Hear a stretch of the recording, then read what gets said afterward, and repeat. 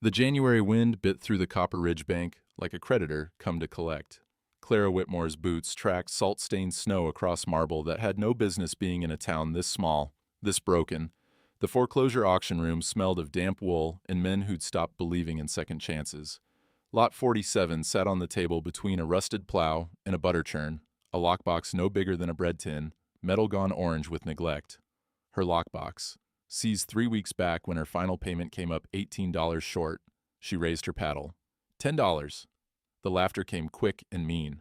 Someone in the back row. Woman's buying her own junk. Silas Drummond's gavel hovered. His hand trembled, just a flicker, gone before most folks noticed. But Clara saw it. Had known Silas 30 years, never seen his hand shake before. Sold, he said. His smile was all teeth, no warmth. To Mrs. Whitmore.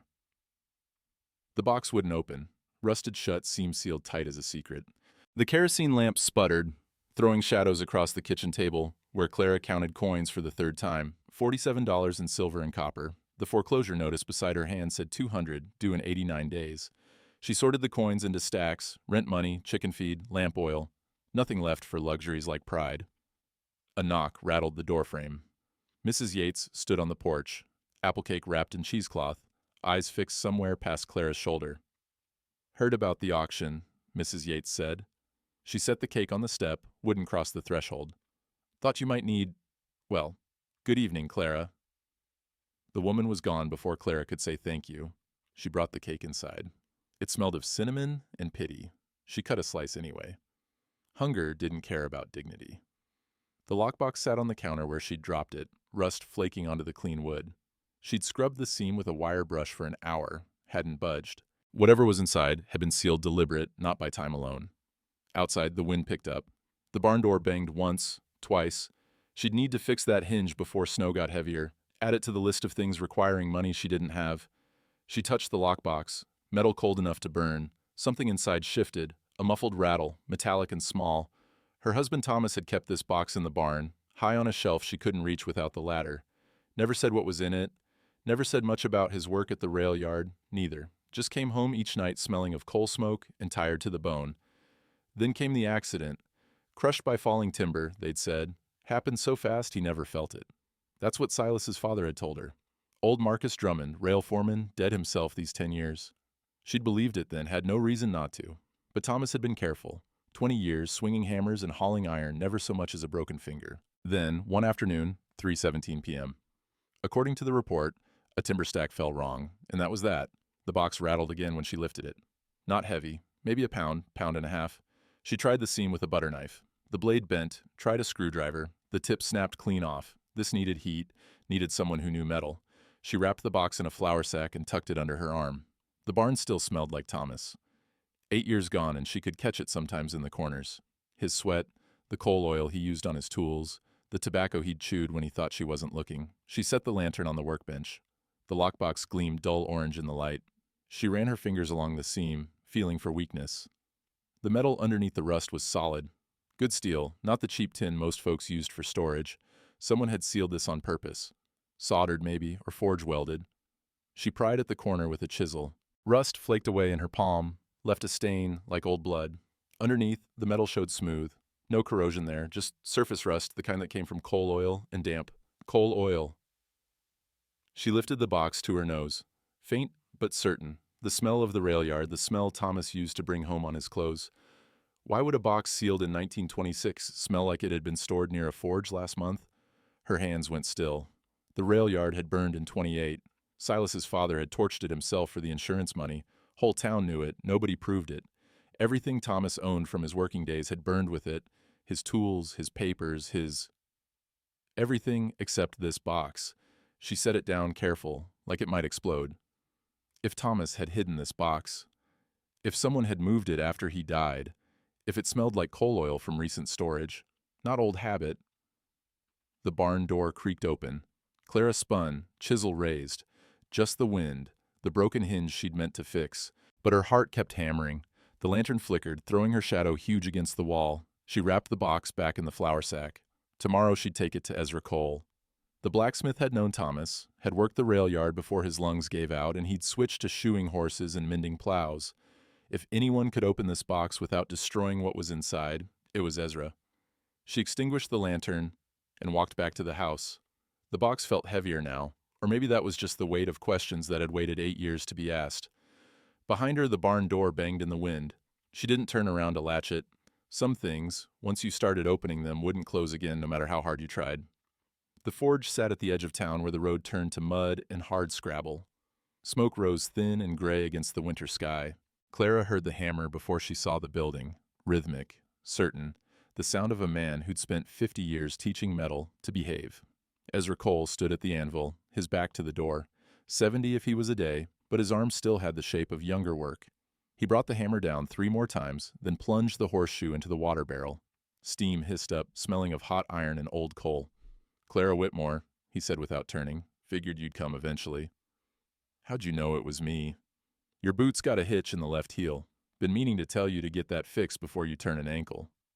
He set the shoe on the bench and wiped his hands on his apron. "Also saw you at the auction yesterday. That box giving you trouble?" She unwrapped it from the flour sack, set it on the workbench where the light was good. Ezra picked it up, turned it over slow. His fingers traced the seam. Sealed proper. Forge work, not solder. Someone didn't want this opened casual. "Can you do it without wrecking what's inside?" "Depends what's inside." He held it to his ear, shook it gentle. "Light. Sounds like paper, maybe? Metal object, small." He looked at her direct. "This Thomas's?" "Was in the barn, high shelf." "He tell you what was in it?" "Never mentioned it at all." Ezra set the box down, studied it like it was a puzzle that might bite. "I can heat the seam, careful like. Metal expands different rates, should pop the seal without cooking whatever's inside." He paused. "You sure you want to know?" "I'm sure I need to." He nodded once, carried the box to the forge. The coals glowed red-orange, pulsing like a heartbeat. He used the tongs, long-handled, iron gone black from years of heat, and set the box at the edge where the temperature was kindest. "Take about 10 minutes, he said. "Metal's got to warm through gentle. Rush it, and the whole thing warps." Clara watched the box. The rust darkened as heat spread through it. A smell rose. Coal oil, stronger now. And something else. Ink, maybe. Old paper. "You know, Silas looked like he'd seen a ghost when I won this," she said. Ezra didn't answer right away, just watched the box, adjusting it with the tongs every minute or so. Finally, "Silas Drummond's got reasons to be nervous these days." "What reasons?" "The kind a man don't talk about in public." He glanced at her. "But if you're asking do I think Thomas's death was clean, I'll say I've wondered. Rail Yard had 3 accidents that year, all good men, all signed off by Marcus Drummond with Silas standing witness." The box began to tick, soft, irregular, metal expanding. "Thomas was careful," Clara said. "I know it. Taught him myself when he first came to the yard." Ezra lifted the box with the tongs, set it on the anvil. "Stand back now." He took a thin wedge, tapped it into the seam, once, twice. On the 3rd tap, the seal cracked. Steam poured out, carrying the smell of old paper and machine oil, and something Clara couldn't name. Desperation, maybe. Fear. The lid lifted with a sound like a sigh. Inside, a pocket watch, its face cracked. A folded document, yellow at the edges. A carbon copy receipt, the ink faded but legible. Ezra reached for the watch first, turned it over. Stopped at 3:17. Clara's throat went tight. "That's when—" "Yeah." He set the watch down gentle. "That's when they said he died." She unfolded the document. Her hands shook. The paper crackled, brittle with age. Mineral rights transfer agreement. Date, March 15th, 1926. Thomas Whitmore, signatory. Payment, $2,000. Property description, Northeast Quarter, Section 14, Township 7. That was her land, the farm, the 40 acres Thomas's father had left him. But underneath Thomas's signature, another signature. Silas Drummond, witness and purchaser of rights. $2,000, Clara whispered. "We never saw $2,000. Ezra's jaw worked. "No, I don't reckon you did." The carbon receipt was stamped, Copper Ridge Bank, deposit $2,000. Account, S. Drummond.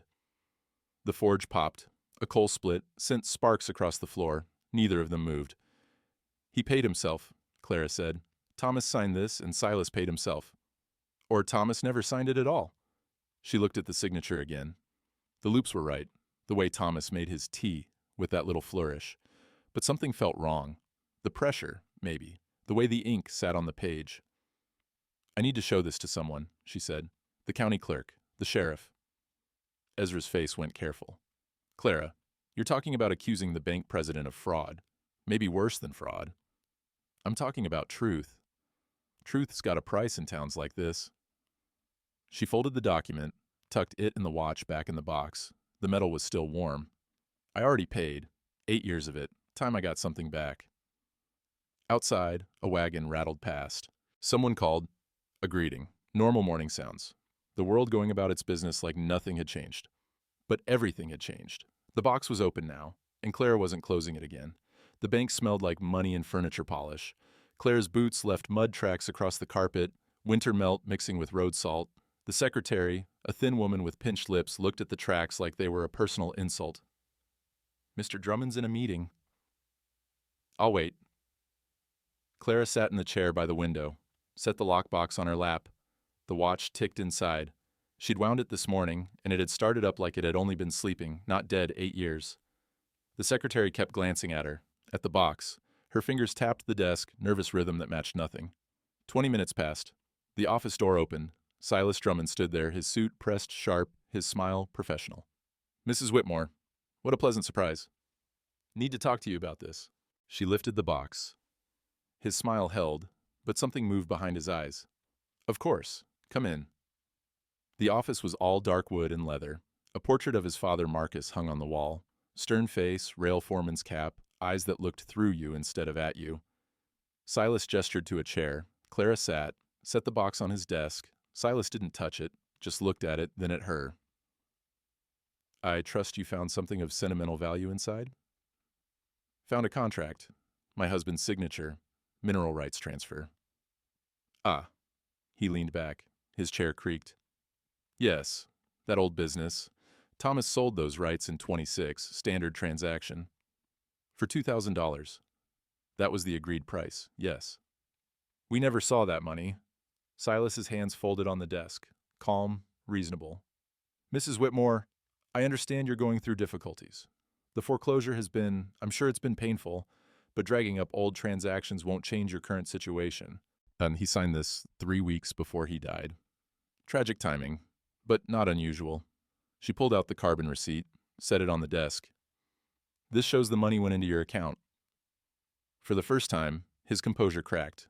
Just for a second, a tightening around his mouth, a stillness in his hands that looked like effort. Then the smile came back. "That's a processing notation. The bank held the funds in escrow until the transfer was finalized. Then we distributed." "Distributed to who?" "To your husband." "Show me the record." His fingers drummed the desk once, twice. "Mrs. Whitmore, these records are 8 years old.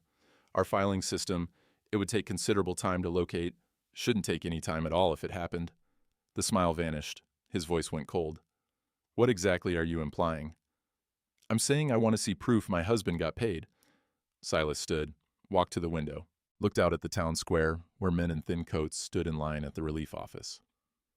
"This is a difficult time for everyone. Banks especially. We're trying to help families keep their homes, but we can't do that if people make unfounded accusations." He turned. "I'm prepared to be generous. The sentimental value of that box, I understand. I'll give you $500 for it. That's more than enough to cover your outstanding payment and give you a fresh start." $500. Clara's breath caught. That was rent for 2 years. New chickens, seeds for spring planting. She looked at the box, at Silas's face, at the way his hand had trembled yesterday when he'd brought down the gavel. "No," she said. His jaw tightened. "Mrs. Whitmore, that contract's invalid." She stood, picked up the box. Statute of limitations on fraud is 10 years from when the fraud occurred, but it's 90 days from when the fraud's discovered. She'd looked it up last night in Thomas's old law book, the one his father had left him. "I discovered this yesterday, which means I got 90 days to file a challenge." The air in the room went sharp. Silas's voice dropped to barely above a whisper. "You're making a very serious mistake." "Maybe, but it's my mistake to make. That contract was legal, filed properly, witnessed. Then you won't mind when the county clerk reviews it."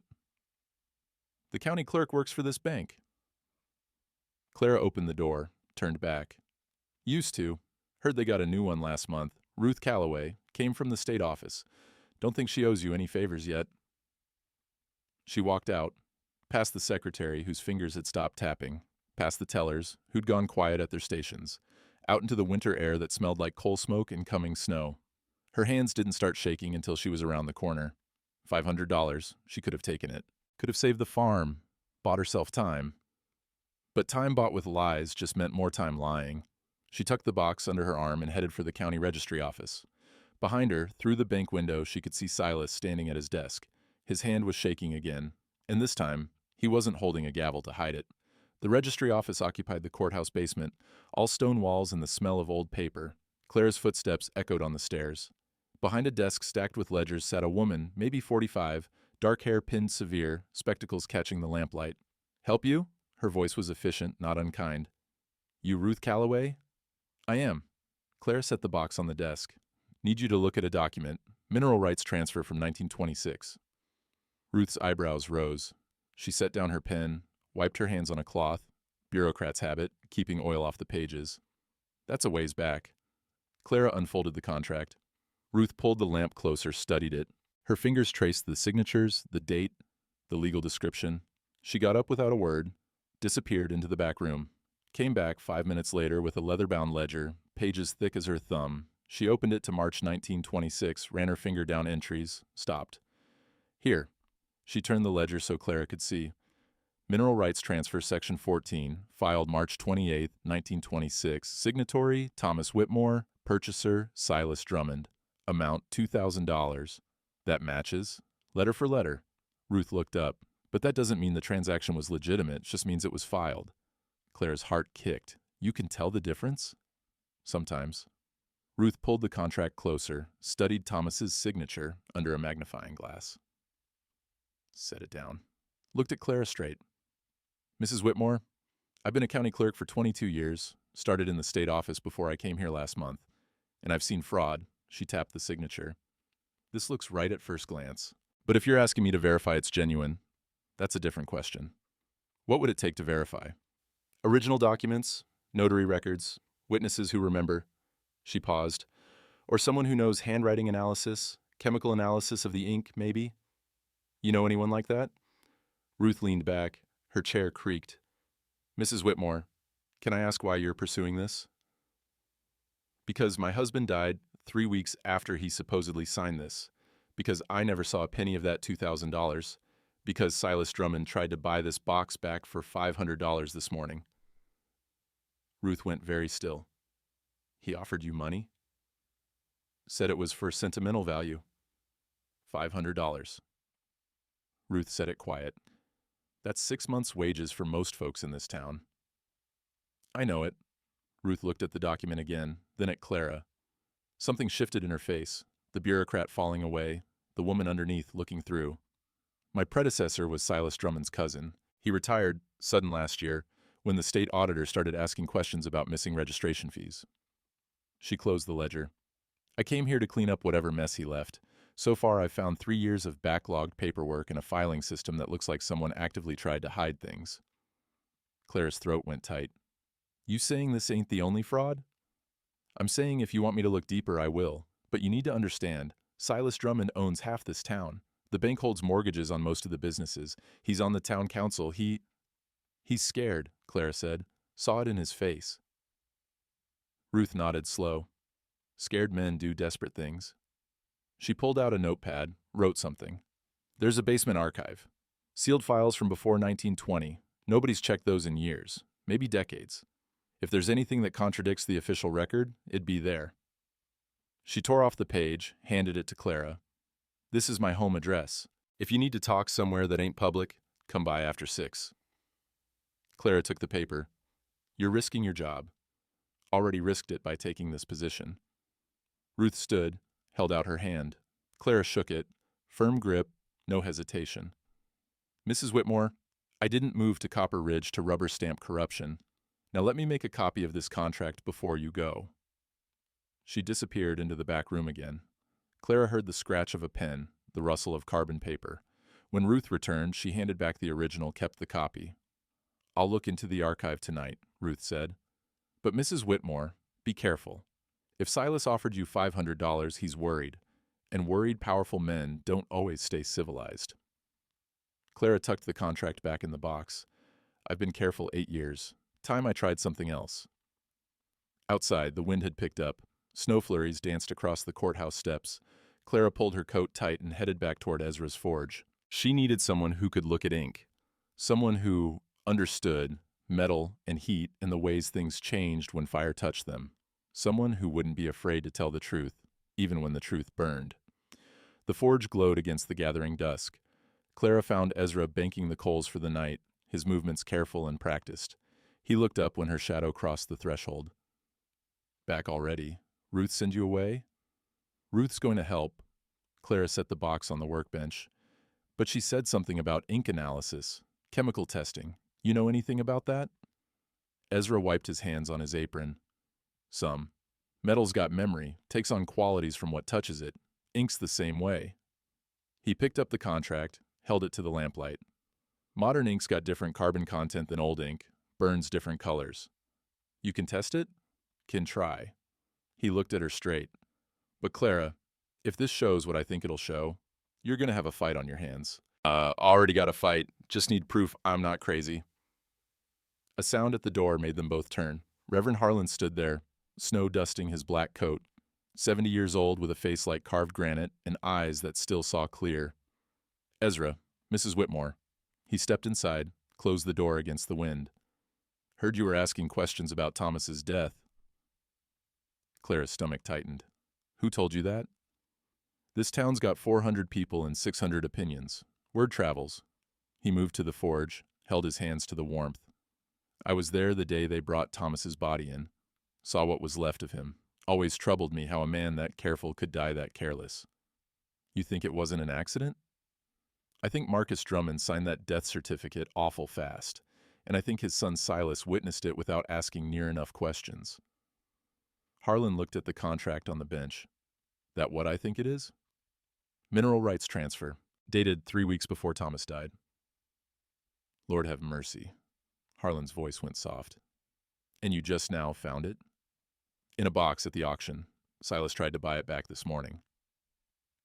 The Reverend's jaw worked. He pulled off his hat, turned it in his hands. Mrs. Whitmore, I'm going to tell you something I should have said 8 years ago. The year Thomas died, 3 other men from that rail yard had accidents. All of them good workers. All of them owned land with mineral rights. And all of them died within 6 months of signing transfer documents to Silas Drummond or his associates. The forge popped. Sparks drifted up toward the ceiling beams. Clara's voice came out steady, though her hands weren't. You knew this. I suspected, but suspicion ain't proof. In accusing a bank president without proof, that's how a preacher loses his pulpit. Shame colored his words. I've carried that cowardice a long time, Mrs. Whitmore. If you're willing to stand up now, I'll stand with you, whatever comes. Ezra set down his tongs. Then let's see what we got. He took the contract to his workbench, laid it flat, pulled out a small knife, scraped the tiniest bit of ink from Thomas's signature into a metal dish, did the same with Silas's witness signature on a separate dish. This is going to tell us if the ink's the same age, he said. Carbon content changes over time, oxidizes different depending on when it was made and what it was made from. He carried both dishes to the forge. The coals glowed red-orange, heat shimmering the air above them. He held the first dish, Thomas's signature, over the coals with his tongs. The ink began to smoke. Thin gray wisps at first, then the smoke turned blue. Deep blue, like a summer sky at twilight. That's right, Ezra muttered. Old carbon. Rail yard ink from the 20s. They mixed it with coal dust to make it cheaper. He set that dish aside, picked up the second one, held it over the same coals, same heat. The smoke came up different. Gray-white at first, then yellow. No blue at all. Ezra's face went hard. He set the dish down, extinguished both samples in a water cup. The hiss was sharp, final. 2 different inks, he said. Thomas's signature is old, 8 years, maybe more. But Silas's witness signature, he looked at Clara. That's modern fountain pen ink. Year old at most, maybe less. The room went quiet. Outside, the wind rattled the forge door. Someone's horse whinnied in the distance. He forged his own witness signature, Clara said, after Thomas died. Or the whole document's a forgery, Reverend Harlan said. Thomas's signature, too. No, Ezra pointed at the contract. That blue burn, that's genuine old ink. If Thomas signed this, he signed it when it's dated, March 26, but Silas added his witness signature later, recent. Clara's mind raced. Why would he do that? Why forge a witness signature on a real document? Because something happened to the original, Harlan said slowly. Something that made the first version unusable. So he had to create a new one. But he couldn't forge Thomas's signature well enough to fool anyone who knew Thomas's hand. So he traced it, copied it, exact from the real contract, then added his own witness signature to make it legal. But where's the real contract? Clara asked. The three of them looked at each other. The archive, Ezra said. Ruth's sealed basement files. Reverend Harlan pulled his coat tight. Then that's where we need to look, because if there's two versions, one real, one forged, and if we can prove which is which, then we got him. Ezra's voice was flat, certain. The forged don't lie, Clara. Metal tells truth when everything else goes silent, and this metal says Silas Drummond's been lying for 8 years. Clara picked up the contract. The paper felt different now, heavier, like it carried more than ink and signatures. It carried blood, Thomas's blood, maybe others. I'm going to Ruth's house, she said. Tonight, before Silas figures out we're digging. I'll come with you, Harlan said, and I'll keep this safe. Ezra gestured at the ink samples. Physical evidence. If it comes to court, we'll need it. Clara tucked the contract back in the lockbox. The watch ticked inside, steady, relentless.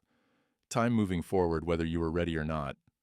She'd spent 8 years standing still, 8 years accepting what she'd been told, 8 years believing Thomas's death was just bad luck in a world full of it. But the forge didn't lie, and neither, it turned out, did rusted metal that smelled like coal oil and secrets. Let's go find the truth, she said. Outside, snow was falling harder, the kind of snow that covered tracks, the kind that made people stay inside where it was warm and safe, and nobody asked difficult questions. But Clara was done with safe. Safe hadn't saved Thomas, and it wouldn't save her. The council chamber sat above the general store, accessed by outside stairs that creaked under every step.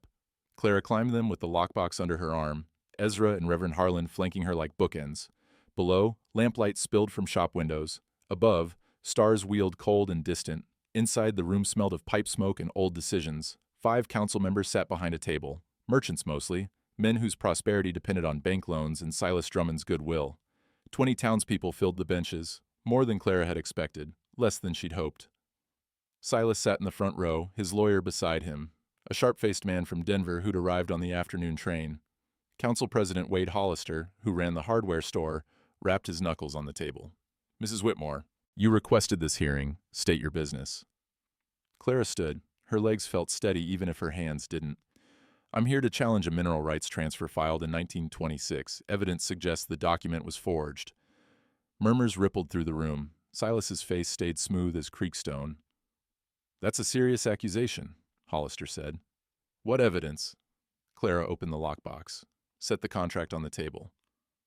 This document shows my husband Thomas signing over mineral rights 3 weeks before his death. The bank claims he was paid $2,000. We never saw that money.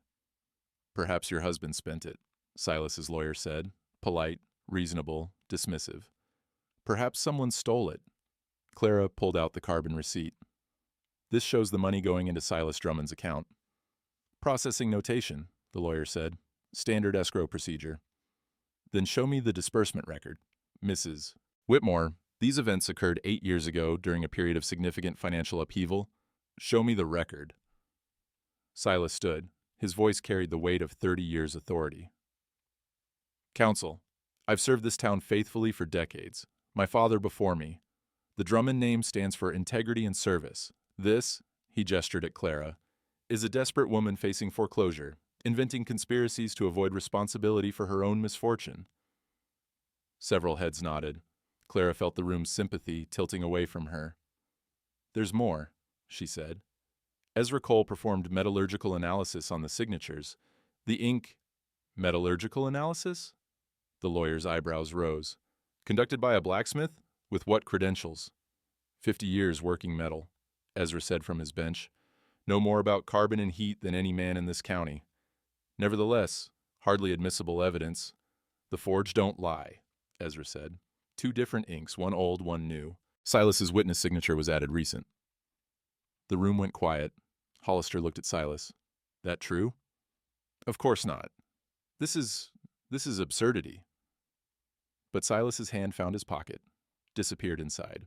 His tell. Reverend Harlan stood. Counsel, I'd like to add testimony. I witnessed 3 other rail yard deaths in 1926, all good men, all signed mineral rights transfers shortly before dying. I've kept silent too long about what I suspected then and know now to be a pattern. Coincidence, the lawyer said. The rail yard was dangerous work. 3 men in 6 months ain't coincidence, Harlan said. It's murder dressed up as accident. The room erupted. Hollister banged on the table. Order! We'll have order! When silence returned, it felt fragile. Hollister looked at the other council members. Quiet consultation. Finally, Mrs. Whitmore, the evidence you've presented is concerning, but it's also largely circumstantial and scientifically dubious, without the original contract or credible forensic analysis. I can get the original, Clara said. The county archive. Has no bearing on documents properly filed and witnessed, the lawyer interrupted. The statute of limitations, 90 days from discovery of fraud, Clara said. I discovered this 2 days ago. You discovered a contract your husband signed 8 years ago. There's no fraud in a widow forgetting financial transactions during grief. Clara's face went hot. I didn't forget. We never... Counsel, Silas said, standing. His voice was measured, almost gentle. I propose a simple solution. Mrs. Whitmore clearly needs financial assistance. The bank is prepared to forgive her current debt and provide a settlement of $1,000 to resolve this matter quietly. That's more than fair compensation for any confusion about past transactions. The offer hung in the air, $1,000, more money than Clara would see in 5 years. Hollister looked at her. Mrs. Whitmore? She looked at Thomas's watch in the box, stopped at 3:17, the exact time the accident report claimed he'd died. No, she said. Mrs. Whitmore, I want the truth, not money to forget it. Silas's jaw tightened. The gentleness left his voice. Then you'll get neither. Counsel, I move we dismiss this complaint as lacking merit and recommend Mrs. Whitmore seek appropriate legal counsel before making further baseless accusations. Second, said Turner, who owned the mercantile. His store's mortgage was held by Copper Ridge Bank. All in favor? 4 hands rose. Only Patterson, the livery owner, abstained. Motion carries. Mrs. Whitmore, this hearing is concluded. If you wish to pursue this matter further, do so through proper legal channels. Hollister's face held something like sympathy, or maybe pity. And might I suggest accepting the bank's generous settlement offer before it's withdrawn? Clara gathered the contract, the receipt, the watch. Her hands shook now, not from fear, from rage that had nowhere to go. Outside, the stairs felt steeper going down. We knew it was a long shot, Harlan said quietly. Did we? Clara's voice came out bitter. Or did we just hope decency would win out over money? Ezra spat in the snow. Counsel's bought and paid for, always has been. They stood in the street, breath fogging, while above them the council chamber lights went dark, one by one, until only the stars were left. Clara looked at the bank across the square, dark windows, marble facade, built on theft and lies and bodies like Thomas's. Ruth's checking the archive tonight, she said, if she finds the original contract. Might not matter, Ezra said. You heard them. They don't want truth. They want stability. Then we'll make truth impossible to ignore. Clara tucked the box under her arm. Come on. Where are we going? To help Ruth search. Before Silas figures out we haven't quit yet. Behind them, a door opened, closed. Footsteps in snow. Clara turned. Mrs. Yates stood there, shawl wrapped tight. They're wrong, she said. The council. My husband died in that rail yard, too, 1928, just like the Reverend said. Her voice broke. If you're fighting this, Mrs. Whitmore, you ain't fighting alone. 2 more figures emerged from the shadows. Patterson from the livery, Sarah Mills, whose father had worked the rail yard. Ain't much, Patterson said, but it's something. It was something. Not enough. Not yet. But something. Ruth's house sat on the edge of town, a small clapboard with flower boxes empty for winter. Clara knocked soft. No answer. She tried the door, unlocked, stepped inside. Ruth? The kitchen lamp was lit but guttering low. Papers covered the table. Registry documents, ledgers, scattered notes in Ruth's careful hand. A cup of tea sat cold and untouched. Clara's chest tightened. Ruth? A sound from the bedroom. Ezra moved past her, hand on the doorframe. Miss Calloway? Ruth sat on the bed, fully dressed, staring at the wall. Her face was bloodless. In her lap lay a piece of paper, official letterhead, county seal. He was here, she said, voice flat, empty. Silas, maybe an hour ago. Clara knelt beside her. What did he do? Nothing, that's the thing. He did nothing. Ruth's hands shook. Just stood on the porch. Said he'd heard I was settling in well. Said he hoped I'd find the work manageable. Said my predecessor had understood how to balance diligence with discretion. He threatened you. He didn't have to. Ruth held up the paper. This came after he left. Slipped under the door.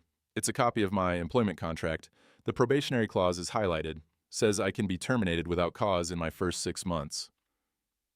Reverend Harlan picked up the paper, read it. His face went hard. I've got 4 months left, Ruth said. 4 months? Where he can fire me for any reason or no reason, and my pension doesn't vest for 3 years? She looked at Clara. I've got a sister in Denver. She's sick, needs help. I send her half my salary every month. If I lose this job... You won't, Clara said. You don't know that. I know fighting is worth the risk. Easy to say when it's not your sister dying. Ruth's voice cracked. I want to help you. God, I want to, but I can't. I can't lose this job. Clara sat back. The floor felt cold through her skirt. Around them, the house settled with small, creaking sounds, wood contracting in the night chill. She couldn't argue with Ruth's math, couldn't say a dead husband 8 years gone was worth more than a living sister who needed medicine. I understand, Clara said finally. I'm sorry. Don't be. Clara stood. You gave me more help than most. That's something. Outside, snow had started again. Ezra pulled his coat tight. Now what? Now we figure out how to get into that archive without Ruth's help. Breaking into a government building's a felony, Clara. So's murder. She looked at the courthouse across the square. Dark, locked, impossible. She'd spent 8 years accepting impossible. Time to try something else. They were halfway home when Clara remembered. The watch. She pulled it from the lockbox, held it to her ear, still ticking, still keeping time. Ezra, what time did Thomas die? Report said 3:17. Why? And this watch stopped at 3:17. So? So who stopped the watch? Her breath came faster.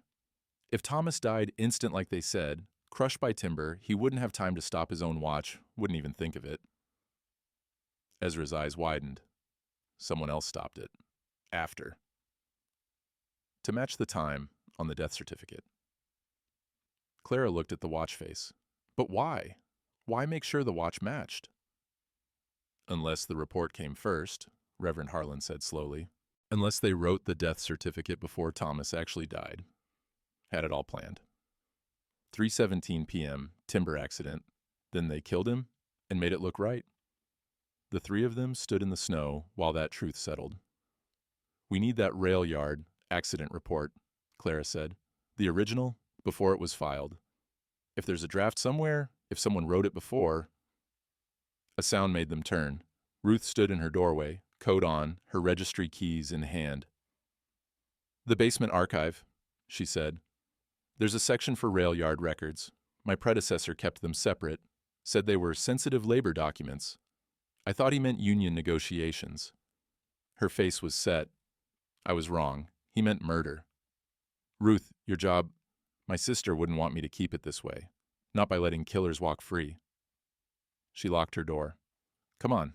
We've got maybe 3 hours before anyone notices the courthouse basement lights on. They walked through snow that was falling heavier now. The kind that covered everything, made the world look clean even when it wasn't. Clara's hand found the watch in her pocket, ticking, relentless. Thomas had been dead 8 years. But time kept moving, kept bringing things back around, kept pushing truth toward light whether darkness wanted it there or not. The courthouse basement smelled like old paper and mouse droppings. Ruth led them past filing cabinets, past shelves of ledgers, to a door at the back, locked. She tried 3 keys before finding the right one. Inside, the archive stretched back into darkness.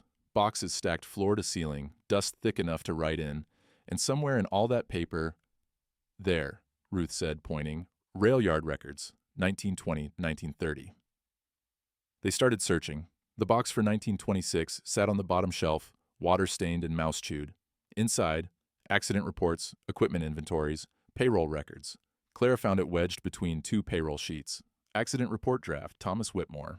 Dated March 6, 1926, 2 weeks before the mineral rights contract, 6 weeks before Thomas's official death date. She unfolded it with shaking hands. The report was complete.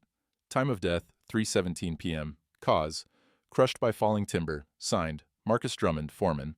At the bottom, in Silas's handwriting, hold until contract finalized, dispose of draft after filing final. Clara's vision blurred. Not tears, rage. They'd planned it. Written the death certificate 2 weeks early, waited until Thomas signed the mineral rights, then killed him to match the paperwork. Jesus Christ, Ezra breathed. Reverend Harlan's face looked 10 years older. They murdered him in cold blood. Ruth was photographing the document with shaking hands. This is evidence. Real evidence. This will... The courthouse door slammed above them. Footsteps on the stairs. Heavy, purposeful. Ruth's face went white. We need to go. Now. But there was only one way out. And someone was coming down it. The chickens muttered their morning complaints while Clara scattered feed. Her hands moved automatic, muscle memory from 8 years of the same routine. The air smelled of straw and bird warmth and the manure she'd need to shovel before noon. Last night they'd escaped the courthouse through a coal chute. Ruth's coat was still black with dust. The footsteps had belonged to the night watchman making rounds. Nothing sinister, just bad timing. But Clara's heart had hammered for an hour after. Now, in the thin dawn light, everything felt unreal. The draft death certificate sat in her kitchen, photographed and documented, proof of premeditated murder, and still, 30 days on the statute. Still, Silas free and walking around. Still, the town looking at her like she was crazy. She finished with the feed and stood at the coop door, watching the sun climb over the eastern hills. Cold light, clean and merciless. Thomas's watch sat in her apron pocket. She pulled it out, turned it over. The inscription on the back, worn but legible. To Thomas, for 10 years, faithful service. Copper Ridge Rail, 1920. She wound it. The mechanism caught, turned, settled into rhythm. Tick, tick, tick. Time to finish what you started, she said to the empty air. The watch kept ticking. Inside the house, she set it on the kitchen windowsill, where morning light caught the glass face. 8 years it had sat silent in that lockbox. 8 years she'd believed the comfortable lies. But metal remembered, ink remembered, time remembered. And now Clara remembered too. Remembered Thomas's care, his caution, his bone-deep honesty. Remembered the man who'd taught her bookkeeping so she'd never be dependent, who'd made her promise if anything happened to him, she'd ask questions. She'd broken that promise for 8 years. Time to keep it now. The congregation filed out into weak sunshine, snowmelt dripping from the eaves. Reverend Harlan's sermon had been about bearing witness. Carefully worded, but clear enough for those listening right. Clara stood at the bottom of the steps, the lockbox under her arm, waiting. Mrs. Yates came first, pressed a folded bill into Clara's hand. It ain't much, $5, but it's what I got. I can't. You can and you will. My Harold deserves truth same as your Thomas. Patterson from the livery nodded as he passed. Didn't say anything, didn't need to. Then Sarah Mills, whose father had died in 27. She stopped, looked Clara in the eye. I never believed it was just accidents. None of us did. We just didn't know how to fight it. We fight now, Clara said. How? The council won't listen. The sheriff's in Silas's pocket. Then we make enough noise they can't ignore us. 3 more women approached. Rail widows, all of them. Betty Parsons, Judith Cole, Ezra's sister-in-law, Margaret Thorne, who'd lost her husband and her farm in the same year. We want to help, Margaret said, however we can. Clara looked at their faces, worn and worried and angry, same as hers. Tell your stories, she said. Write them down, dates, times, who signed the reports, anything suspicious, anything that felt wrong. What good will that do? I don't know yet, But silence is what Silas counts on.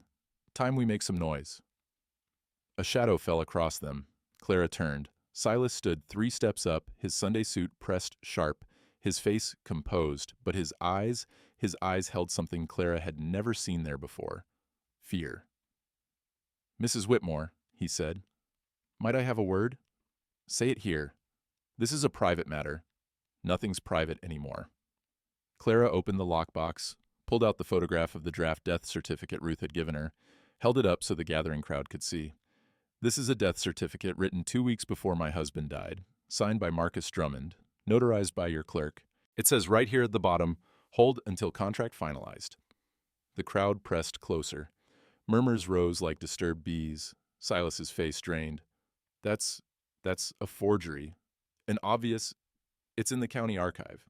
Ruth Calloway will testify to it. So will Ezra Cole. So will Reverend Harlan." Clara's voice carried across the churchyard. "You wrote my husband's death certificate before you killed him. You planned it, timed it, made sure the watch matched the report. This is slander." "It's truth." Clara looked at the crowd. "How many of you lost family in that rail yard? How many signed away mineral rights right before they died?" Hands rose. 1, 3, 7, 10. The silence that followed felt like thunder. Silas's lawyer appeared at his elbow, whispered urgently. Silas shook him off. His face had gone from pale to flushed, his hands clenched at his sides. "You're making a grave mistake, Mrs. Whitmore." "No, I'm fixing one." She turned to the crowd. "Anyone who wants truth, meet at Ezra's Forge Tuesday evening. We're going to the county sheriff together, and we're not leaving until someone listens." She walked away through the parting crowd. Behind her, she heard Silas calling after her, something about lawsuits, about consequences. But Clara wasn't listening. She was done listening to men who lied. Time to make them listen instead. The store smelled of pickle brine and coffee beans. Clara needed lamp oil and flour, needed to pretend life was normal even when it wasn't. Turner, the owner, kept his eyes down while he tallied her purchases. Behind her, she felt the weight of stairs. 2 women by the fabric bolts, a man near the tool section. "That'll be $2.40, Turner said. Clara counted coins, came up short. "Can I pay the rest Friday?" Turner hesitated. His store's mortgage sat in Silas Drummond's bank. "Cash only, Mrs. Whitmore. New policy." "Since when?" "Since this morning." Clara looked at him, saw the apology in his eyes and the fear under it. She put the flour back. "Just the oil, then." Outside, a notice had been posted on the community board. Her name in bold letters. Notice. Investigation pending. Clara Whitmore is under investigation for libel and defamation against Copper Ridge Bank. Any business transactions with Mrs. Whitmore may be considered material support of fraudulent claims. Citizens are advised to exercise caution. Her face burned. This was Silas's play. Isolate her, make her untouchable, make helping her too expensive. She tore the notice down, crumpled it, dropped it in the mud. "Mrs. Whitmore," she turned. Young Billy Haskell stood there, barely 16, too thin for his coat. He held out a flour sack. "From my ma," he said. "She says pay when you can, or don't. Either way. Billy. And Mr. Patterson says you can get chicken feed on credit, and Mrs. Yates already paid your tab at the butcher." He shifted his weight. "Ma says a town that won't help a woman fighting for truth ain't worth living in. Says she's ashamed it took this long for folks to grow spines." Clara's throat closed. She took the flour. "Thank you." "Don't thank me yet." Billy glanced over his shoulder as Sir Sheriff came by our place last night. Asked my pa about you, whether you seemed mentally sound, whether our family was friendly with you. "What did your pa say?" "Said you were the sanest person in town, and the rest of us were crazy for not seeing it sooner." Billy grinned, quick and fierce. Sheriff didn't like that much. After he left, Clara stood in the street holding her flour and oil. The notice she'd torn down had already been replaced. Someone was watching from the bank window. Let them watch. She had supplies, had allies, had truth. That was more than Silas had. Ruth's hands shook as she lit the 3rd candle. The basement archive pressed close, all shadows and the smell of old paper. Clara and Ezra stood behind her, watching. "You sure about this?" Ezra asked. "No." Ruth pulled open another drawer. "But I'm doing it anyway." They'd been searching for 2 hours, looking for the original mineral rights contract, the one Thomas had actually signed in March 1926, before Silas had forged his replacement, if it existed, if it hadn't been destroyed. Ruth opened a file box marked Mineral, 1925-1927. Inside, dozens of contracts, all yellowed, all brittle. She lifted them out carefully, one by one. Here, her voice cracked. Oh God, here. The contract was pristine. No water damage, no mouse chews, protected by the other documents around it. The date read March 15, 1926. Thomas Whitmore's signature stood clear and certain at the bottom, but the terms were different. Lease, Clara breathed. Not a sale. He leased the mineral rights. For 20 years, Ruth said, reading, with payment of $500 annually. And look, the witness signature. Witness, not Silas Drummond. Marcus Drummond, Silas's father. Marcus witnessed the real contract, Ezra said. Then later, Silas forged a new one, changed lease to sale, changed his father's witness signature to his own. Why? Clara asked. Why go to all that trouble? Ruth's finger traced the contract. Look at the date. March 15th, 1926. The lease term ends. She did the math. March 15th, 1946. 20 years. We're in 1934, Ezra said. Still 12 years left. Exactly. Ruth looked up. If Thomas had sold the rights outright, they'd belong to Silas permanently. But if Thomas only leased them, and if Thomas died before the lease expired, the rights would revert to his heir. She looked at Clara. To you. The candle flames wavered. Somewhere above them, the courthouse settled with a long creak. 12 more years of mineral royalties, Clara said slowly. That's what Silas couldn't afford to lose. Not just couldn't afford, Ruth said. Look at the extraction clause. Lissy agrees to provide annual accounting of minerals extracted and fair market value thereof. If this contract is valid, if Thomas only leased the rights, Silas owes you 12 years of back payments. How much? Ruth pulled out a calculator, scratched numbers on paper, her hand stilled. Conservatively, based on the bank's own mining operation reports? She looked up. $40,000? The number hung in the air like smoke. $40,000. Enough to buy 10 farms. Enough to make Silas Drummond's bank insolvent if the debt came due all at once. Enough to kill for. He couldn't let this contract stand, Clara said, so he forged a sale to replace the lease. Made it look like Thomas sold the rights outright, then killed Thomas before Thomas could contest it. And killed 3 others the same year, Ezra added. Same pattern. All of them probably had leases, not sales. Ruth was photographing the contract with shaking hands. Flash powder popped, filled the basement with acrid smoke. This is it. This is proof. Real, documented, undeniable proof. A sound above them. Footsteps. Heavy. Multiple. The basement door opened. Down here, Sheriff, someone called. Ruth's face went white. How did they... Doesn't matter. Clara grabbed the contract. We have what we need. Sheriff Bowman descended the stairs, his deputy behind him. His face was apologetic but firm. Mrs. Whitmore, Miss Calloway, I'm going to need you to come with me. On what charge? Ruth demanded. Trespassing in a government building after hours. Possible theft of county property. He gestured at the contract in Clara's hands. I'll need to confiscate that as evidence. Evidence of what? Of whatever this is. Complaint came from the bank president, says you've been making threats, harassing him publicly, stealing documents to manufacture false claims. That document's not false, Ezra said. It's the original contract. Proves everything Clara's been saying. Then it'll prove it in court, but right now, I got orders to bring you in. Bowman looked genuinely sorry. Don't make this harder than it has to be. Clara looked at the contract, at Ruth, at Ezra, then she handed it to the sheriff. Take it, she said. Put it in evidence. Lock it up safe, because that contract's going to court whether you want it to or not. Bowman took it carefully. Mrs. Whitmore and Sheriff, when you show that to a judge, remember, the truth doesn't care whose side you're on. It just is. They walked out into the cold night, Ruth between 2 deputies, Clara beside the sheriff. Behind them, the courthouse basement went dark.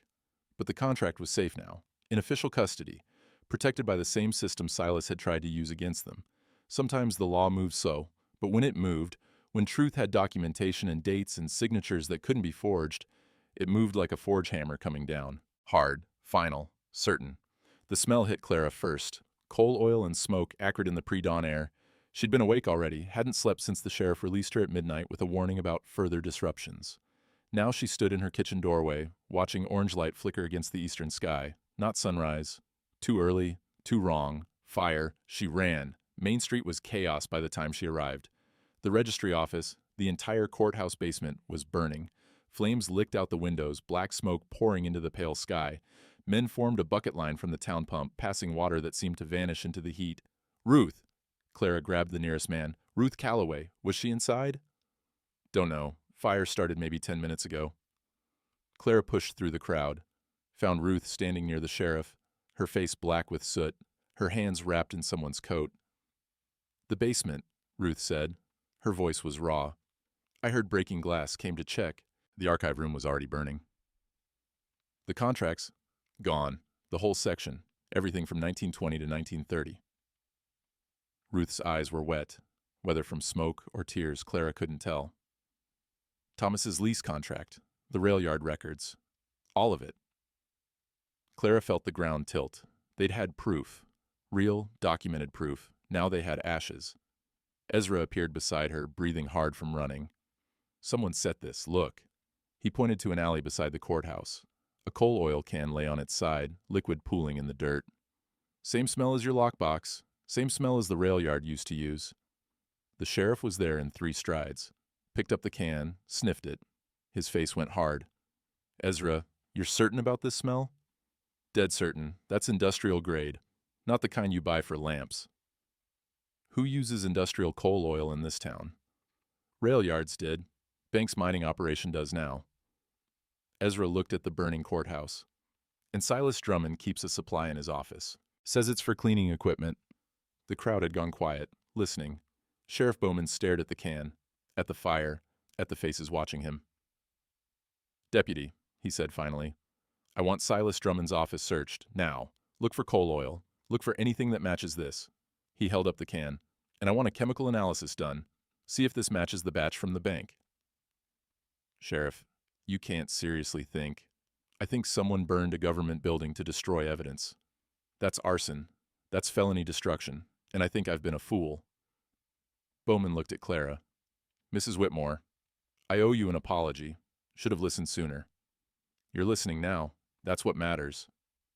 The fire brigade was winning, flames dying down to sullen red, but the damage was done. The archive room was nothing but charred timber and wet ash. Ruth sank onto the courthouse steps.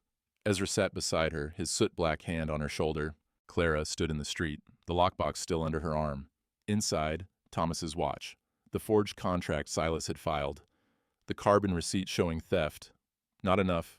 Not anymore. They'd had proof. Now they had accusations in a coal oil can. We still have the photographs, Ruth said suddenly. I photographed everything before we left. The lease contract, the draft death certificate. All of it. Photographs can be dismissed as forgeries, Clara said. You need witnesses. Mrs. Yates stepped forward from the crowd. Real ones. People who saw things, who knew things. We tried that. Counsel didn't care. Counsel ain't the law. Mrs. Yates looked at Sheriff Bowman. But he is. And I got testimony. About my Harold's death. About the mineral rights transfer he signed 2 days before he died. About Silas Drummond visiting our house the night before Harold's accident, offering money we didn't need and Harold didn't want. 3 more women stepped forward, then Patterson from the livery, then Sarah Mills. We all got stories, Sarah said. We just didn't know anyone would listen. Bowman pulled out his notebook. I'm listening now. The forge fire burned clean and bright. Honest heat, nothing hidden. Clara, Ezra, Ruth, and Reverend Harlan gathered around the workbench where Clara's evidence lay spread like surgery. We've lost the original lease, Ruth said, but we have photographs, witness testimony, the forged contract, the draft death certificate photos, the coal oil can from the fire. And we have this. Clara set Thomas's watch on the bench. Stopped at 3:17, same time as the death certificate, the one written 2 weeks early. Ezra picked up his tongs, turned them over in his hands. The metal was scarred from decades of use, darkened by forge heat and honest work. Here's what we do, he said. Sunday, town meeting, Not counsel, everyone. We present everything public. All of it. Make it so loud Silas can't make it disappear. He'll run, Clara said, but then we make sure he can't. Ezra looked at Reverend Harlan. You can gather folks? Every pew, every doorstep. I'll have this town in the square Sunday noon. And I'll have the evidence organized, Ruth said. Everything documented, photographed, notarized. Even without the originals, we'll have enough to force a proper investigation. Clara looked at the watch, at the tongs, at the faces of people who'd become more than allies, who'd become the family Thomas's death had stolen from her. Then we do it Sunday, she said. We stand together, we tell the truth, and we don't let Silas Drummond buy his way out with fire or fear. 3 days, Ezra said. We got 3 days to make sure everyone knows, everyone sees. And to make sure Silas knows we're coming. Clara wound the watch. It ticked steady and certain. Time he understood. Some things, once you start them, you can't stop. Outside, the sun was climbing. Spring rain had started. Soft, persistent, melting the last of winter's snow. The kind of rain that washed things clean. The kind that made seeds grow.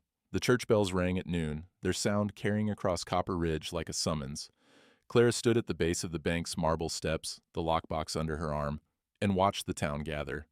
More than she'd expected, more than she'd dared hope.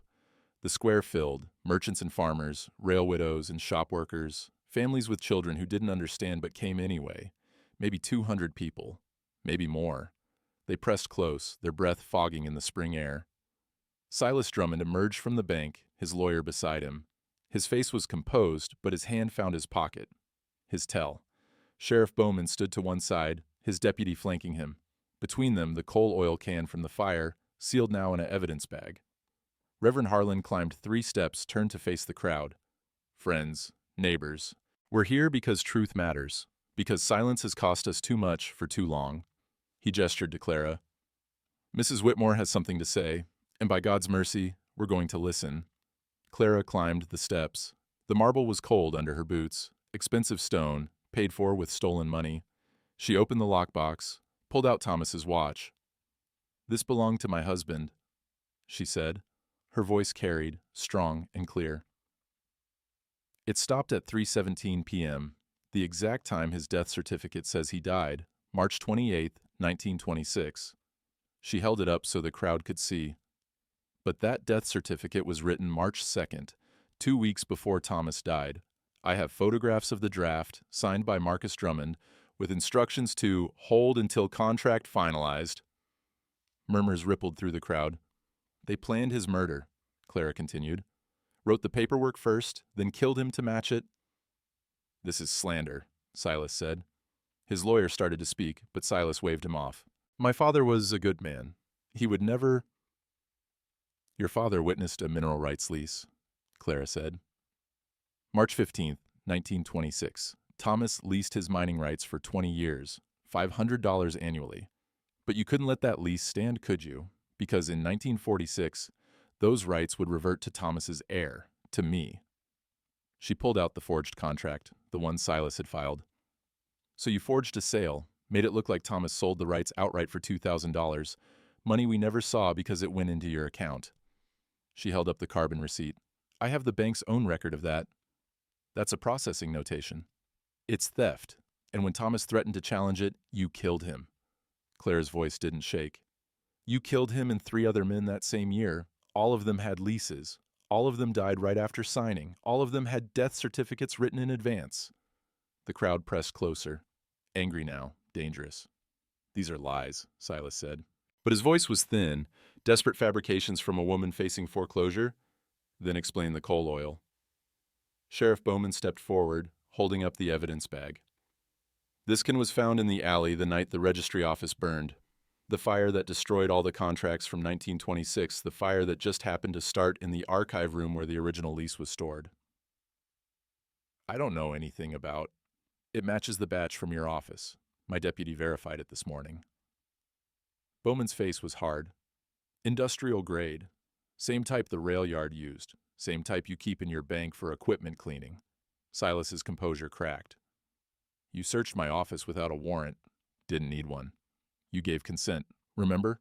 When you reported Mrs. Whitmore for trespassing, you said you had nothing to hide. Said we could search anywhere, anytime, to prove your innocence. The crowd's anger was a physical thing now. Clara felt it building, felt the moment tipping towards something that couldn't be controlled. "Wait," she said, loud enough to cut through. "Wait." The crowd stilled. "This isn't about revenge," Clara said.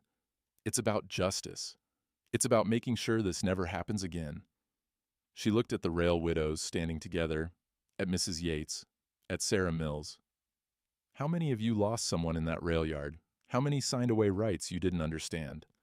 Hands rose. 10, 15, 20. "You all deserve restitution," Clara said.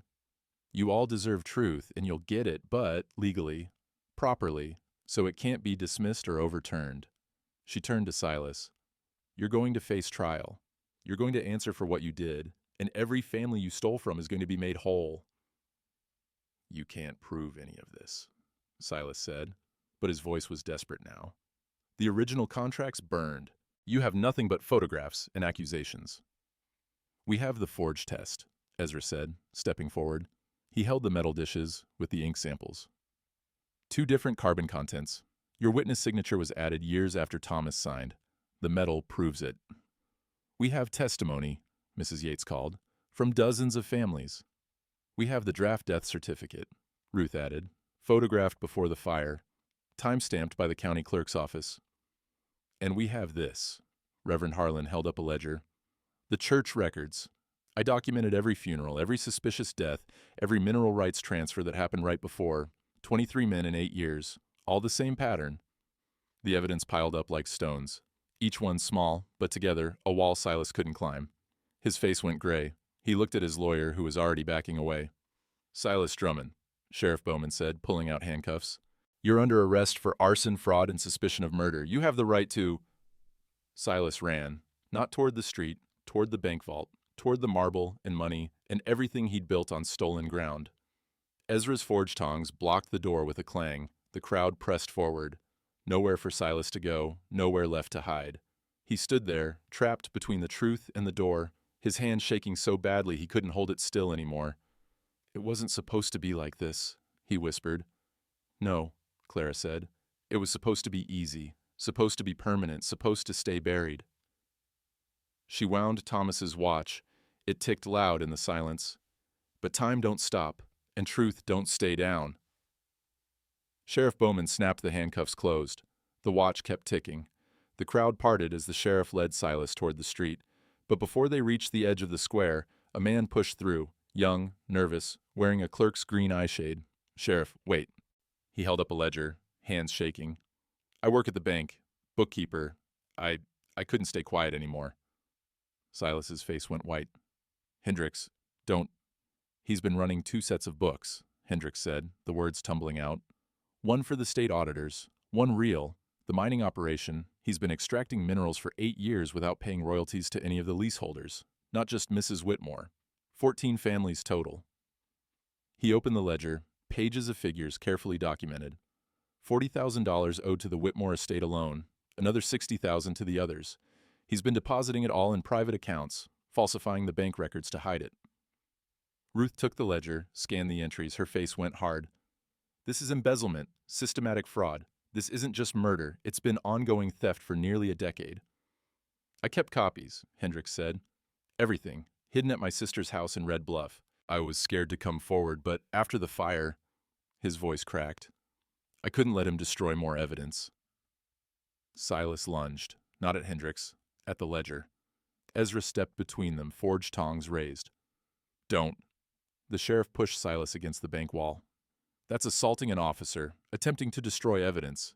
He looked at his deputy. "Take him to the jail. Lock him in the back cell."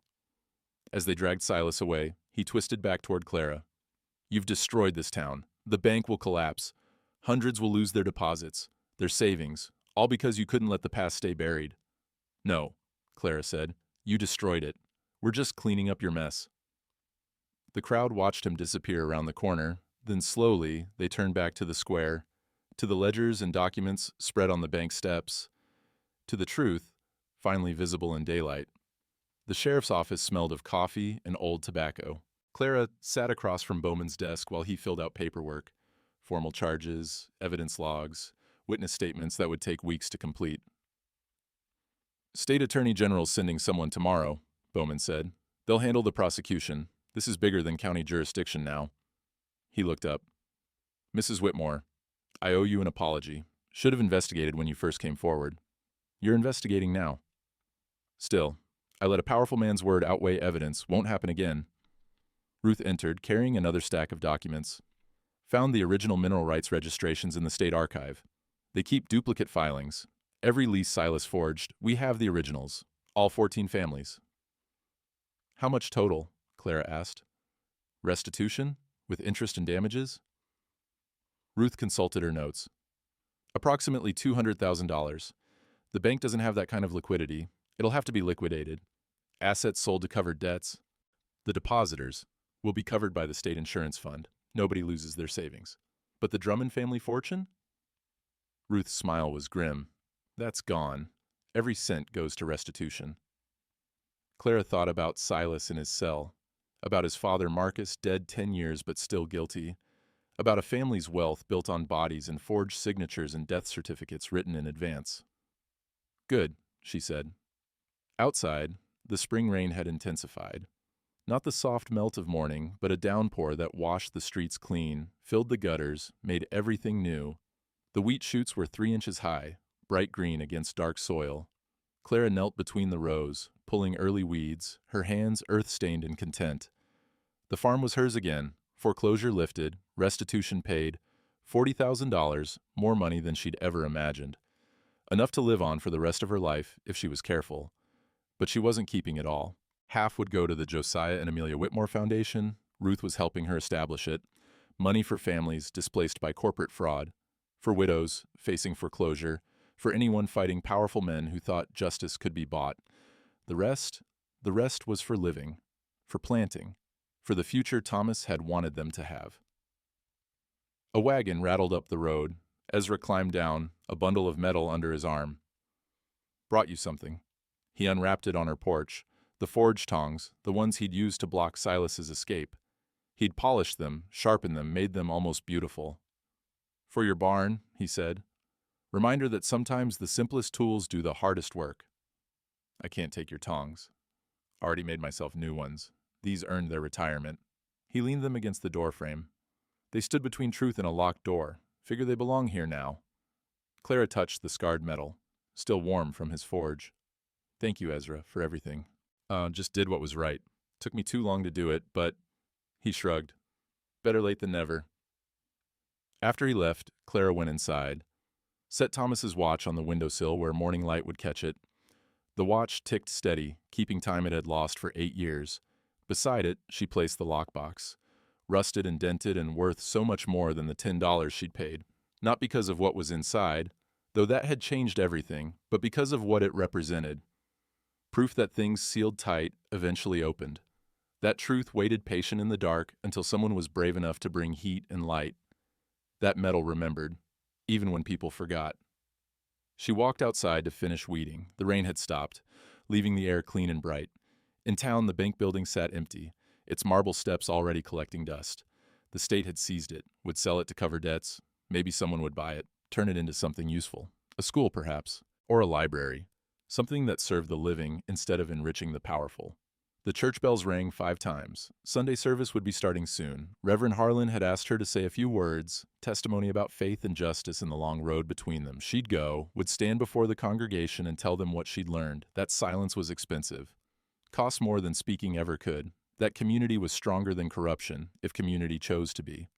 That 8 years of grief could transform into something useful. Not happiness exactly, but purpose. Direction. The knowledge that she'd honored Thomas's memory by refusing to let his death be meaningless. She wiped her hands on her apron, checked the chicken coop, made sure the door latch held, pulled on her church coat, the good wool one she'd thought she'd have to sell. Before leaving, she wound the watch one more time. It ticked like a heartbeat, like a promise kept. Like time itself, moving forward whether you were ready or not, carrying truth along with it, patient and relentless and absolutely certain. Some things, once you started them, couldn't be stopped. Clara smiled, closed the door, and walked toward town through air that smelled of wet earth and growing things. Spring came to Copper Ridge the way truth does, slow, then all at once. The bank building stood empty through April, its marble steps gathering cottonwood seeds and the occasional wildflower pushing through cracks in the stone. By May, someone had bought it. A teachers' collective from Denver. They'd turn it into a school. Seemed fitting. Knowledge built where greed had failed. Clara kept the lockbox on her kitchen shelf, rust and all. Folks asked why she didn't polish it, make it presentable. She'd say the same thing every time. Scars tell better stories than smooth surfaces. And it was true. That box had saved her life, not by what it contained, but by what it represented. Proof that $10 and stubbornness could move mountains, if the cause was just. Thomas's watch ticked beside it, keeping time it had lost for 8 years. She wound it every morning, same as she fed the chickens and pulled weeds and did all the small tasks that made a life. The routine soothed her, reminded her that some things endured, that patience had its own kind of power. Ezra's forge stayed busy through the summer. Word spread about the blacksmith who'd proven fraud through fire, and folks came from 3 counties over to have him test signatures, examine metal, tell truth through heat. He never charged Clara for any of it. Said some debts couldn't be measured in coin. The wheat came up thick in June, and by harvest time, Clara had more than she needed. She gave half to the families still struggling, still recovering from what Silas had stolen. Mrs. Yates helped distribute it, said it was good to finally do something instead of just enduring. That was the thing about community. It grew where you tended it, even in soil gone fallow from grief and silence and years of looking away. The foundation opened in August, Ruth managing the books with the same fierce precision she brought to the county registry. They helped 6 families in the first month alone. Widows facing foreclosure, farmers cheated by contracts they couldn't read, workers owed wages from men who'd disappeared. Small victories, but they added up. Silas Drummond got 12 years. The judge said it would have been more, but some evidence had burned, and some witnesses had died, and the law had limits even when mercy didn't. Clara attended the sentencing, sat quiet in the back row. When they let him out in chains, he looked at her once. She didn't look away, didn't gloat neither, just met his eyes and let him see what 8 years of carrying truth looked like. Some battles you won, not by striking, but by standing. The lockbox stayed on that shelf through all the seasons that followed.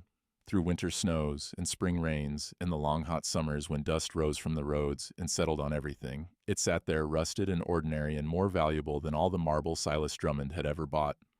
Because that box had taught Clara something the powerful never learned, that the things people dismissed held the most truth, that what looked worthless often proved priceless, that $10 spent on conscience was worth more than fortunes built on lies. And every morning, when she wound that watch and heard it tick, steady and certain and absolutely real, she remembered. Time didn't stop.